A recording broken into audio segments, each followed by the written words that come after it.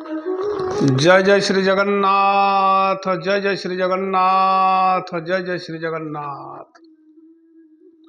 प्रिय दर्शक बंधु, आज किछि ओडिया भागवतर भगवानंकर मुख निसृत अमृतवाणी पाठ करिवा एवं यहाकू प्रतिदिन श्रद्धार सहित भक्तिर सहित जो जन पाठ करे से निश्चित भाव में कलिकाल उद्धार पाइब एवं भगवानंकर कृपालाभ पाइब एवं भगवत प्राप्ति।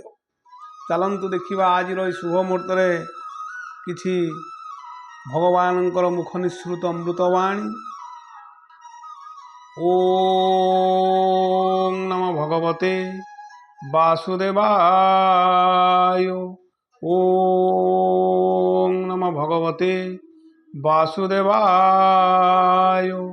ओम नमो भगवते वासुदेवाय।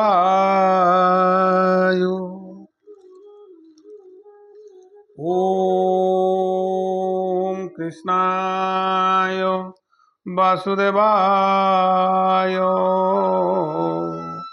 हरे परमात्मने प्रणत क्लेशनाशाय गोविंदाय नमो नमो।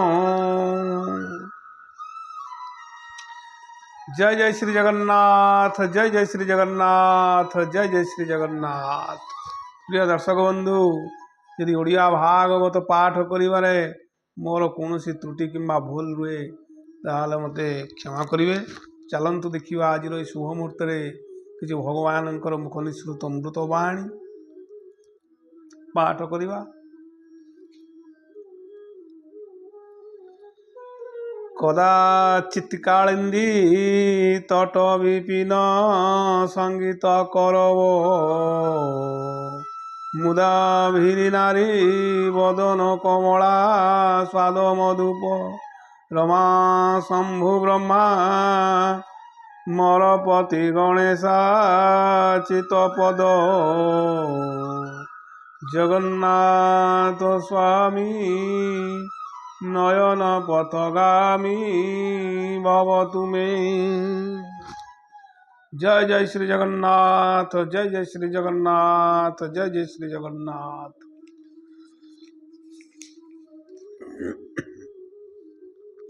ओम नमो भगवते वासुदेवाय। नारायणं नमस्कृत्य नरं चैव नरोत्तमं देवीं सरस्वतीं व्यासं ततो जयमुदीरयते। मूकं करोति वाचालं पङ्गुं लङ्घयते गिरिं यत्कृपातमहं वन्दे परमानंद माधवं। कथारे अछि रुचु न रुचु खा पिता बुझु न बुझु पढ़ गीता। परम शास्त्र भागवत अभ्यास करुथिब नित्य। ओडिया भागवत हेउछि भगवानंकर मुख निसृत अमृतवाणी। याकु श्रद्धार सहित भक्तिर सहित पाठ करंतु एवं भगवानंकर कृपालाभ करंतु एवं ए कली जुग भव सागर रु मोक्ष प्राप्ति हुंतु। आजिर ए ओडिया भागवतर अष्टम स्कंध द्वाविंश अध्याय पाठ करिवा। द्वाविंश अध्याय श्री शुक उवाच। येमंत विष्णु मुख शुणी बळी कृतार्थ प्राय मणि साधु महत शेष भावे प्रसन्न मन प्रिय भावे कर अंजलि शिर करी रोम पुलक अश्रु भरी प्रणाम करी विष्णु पादे बोले आनंद गद गदे। बळीरुवाच मोर भाग्य ए जगते दान मु देली तोर हस्ते ବ୍ରହ୍ମା ସୃଷ୍ଟିରେ ହୋଇ ଜନ୍ମ କେବା କରିବ ଏତେ କର୍ମ। ଭୂନାଥ ଅନୁଗ୍ରହ ତୋର ଦିଗ ପାଳଙ୍କୁ ଅଗୋଚର।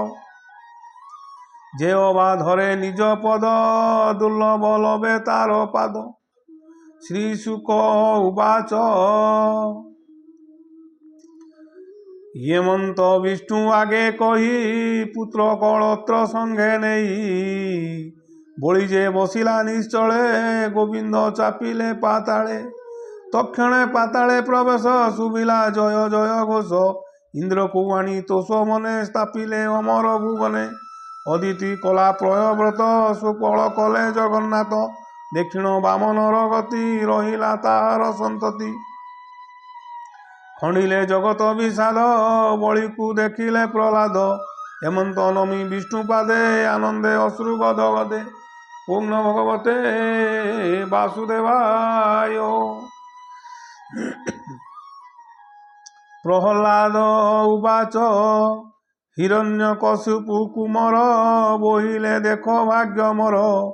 ଏ ଜଗନ୍ନାଥଙ୍କ ପ୍ରସାଦେ ବ୍ରହ୍ମାଦି ଲଭନ୍ତି ସମ୍ପଦେ। କମଳା ବକ୍ଷସ୍ଥଳେ ବସେ କଟାକ୍ଷ ଜନ ଦୁଃଖ ନାଶେ। ସର୍ବଦା ସମୀପ ବସଇ ପ୍ରସାଦେ ଲଭି ନ ପାରଇ।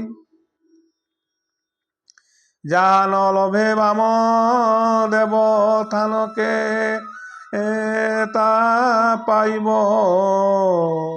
ସେ ପାଦ ପଦ୍ମ ରେଣୁ ଆସେ ଯୋଗୀ ଓ ଏ ଯୋଗ ସାଧେ ପ୍ରାସେ। ଅଷ୍ଟାଙ୍ଗ ଯୋଗର ଅଭ୍ୟାସ ଚରଣେ କରିଥାନ୍ତି ଆସ। ସେ କାହିଁ ଲଭିବେ ସେ ଭାବ ଯାହା ନ ପାରନ୍ତି ବ୍ରହ୍ମା ଶିବ। ଏମନ୍ତେ ପ୍ରହ୍ଲାଦ କହି ବାମନ ପାଦେ ଶିର ଦେଇ। ଦେଖି ସନ୍ତୋଷ ଭଗବାନ କହନ୍ତି କୋମଳ ବଚନ। ଓଂ ନମୋ ଭଗବତେ ବାସୁଦେବାୟ। ଶ୍ରୀ ଭଗବାନ ଉବାଚ ପ୍ରହ୍ଲାଦ ଶୁଣ ମୋ ଉତ୍ତର ଯା ତୁ ସୁତଳ ମନ୍ଦିର। ଆନନ୍ଦେ ନିଜ ପତ୍ର ତୁଲ୍ୟ ସୁଖ ବିହର ଜ୍ଞାନୀ। ସୁଖ ବିହର ଜ୍ଞାନ୍ତି ମେଳେ। ମୁଁ ଥିବି ଦିଗ ପାଳ ହୋଇ ନିତ୍ୟ ଦେଖିବୁ ମତେ ତୁଇ। ମୋର ଆହ୍ଲାଦ ମୋ ଦର୍ଶନ ନାସିବ କର୍ମର ବନ୍ଧନ। ଶ୍ରୀ ଶୁକ ଉବାଚ ବିଷ୍ଣୁର ବଚନ ଶୁଣିଲା ଅନେକ ମତେ ସ୍ତୁତି କଲା। ତକ୍ଷଣ ମିଳିଲା ସୁତଳେ ବନ୍ଧୁ କୁଟୁମ୍ବ ସଙ୍ଗ ମେଳେ। ଏବେ ତୁ ଶୁଣ ପରୀକ୍ଷିତ ବିଷ୍ଣୁର ଅଦ୍ଭୁତ ଚରିତ।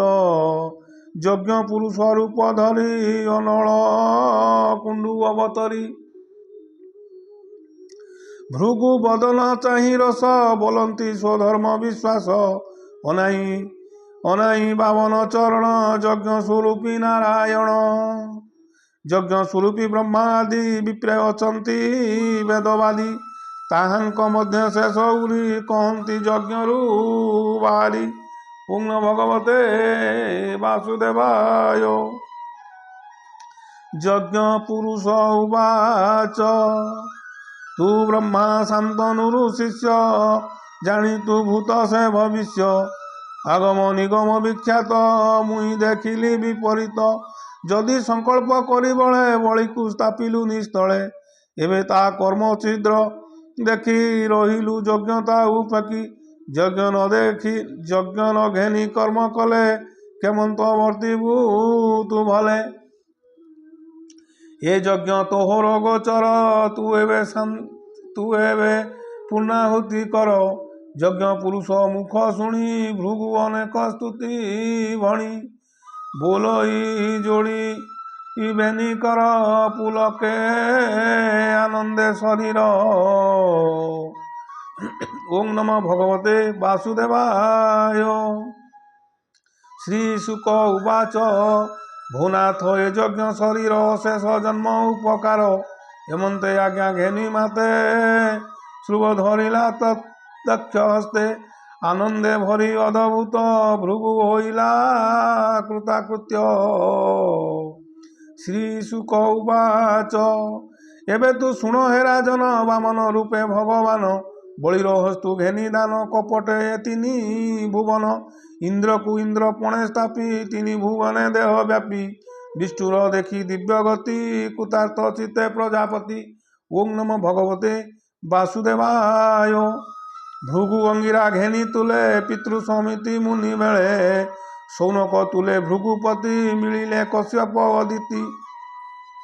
ଦିଗପାଳଙ୍କ ମଧ୍ୟରେ ଆଣି କଳ୍ପକୁସୁମ ଗଙ୍ଗା ପାଣି ବାମନ ପଦେ ଅଭିଷେକ ସର୍ବସମ୍ପଦ ମନ ସୁଖେ।